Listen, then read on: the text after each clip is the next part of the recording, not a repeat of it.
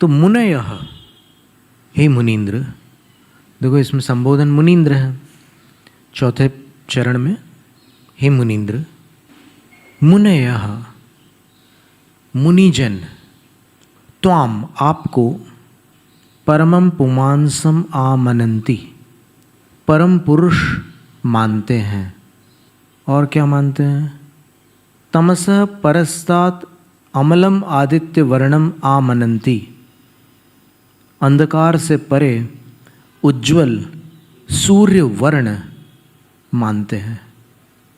और मुनयः त्वामेव सम्यक उपलभ्य मृत्युं जयन्ति, मुनिजन आपको ही सम्यक, भली प्रकार, सम्यक का अर्थ भली प्रकार भी होता है, मुनिजन आपको ही भली प्रकार उपलभ्य, उपलब्ध करके, प्राप्त करके, मृत्युं जयन्ति, मृत्यु को जीत लेते हैं।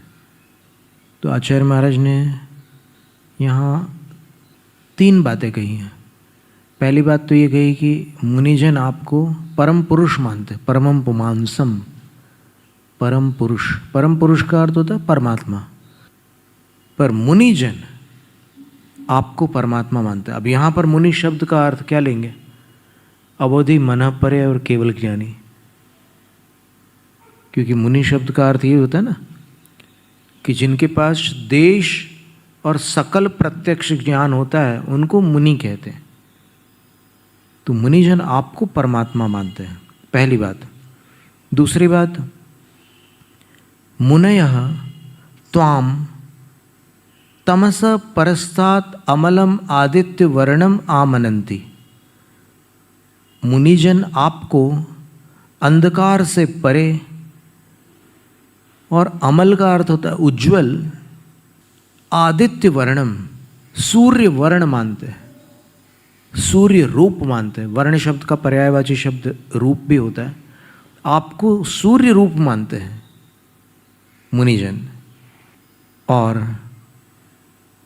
मुनिजन त्वामेव सम्यक उपलभ्य, आपको ही सम्यक उपलब्ध करके, सम्यक रीत्या, सम्यक प्रकारेण प्राप्त करके, मृत्युम जयंती, मृत्यु को जीत लेते हैं। तो इसमें अंतिम चरण में आचार्य कह रहे हैं कि हे मुनीन्द्र, यही मोक्ष का मार्ग है। आपको परमात्मा मान लेना और आपको भली प्रकार प्राप्त होकर मृत्यु को जीत लेना, बस यही शिव पदस्य शिवः पंथाः, मोक्ष पद का, शिव पद का अर्थ मोक्ष पद है, तो मोक्ष पद का शिवः पंथा, दूसरा जो शिव है वो कल्याणकारी है, तो ये यमक अलंकार हो गया।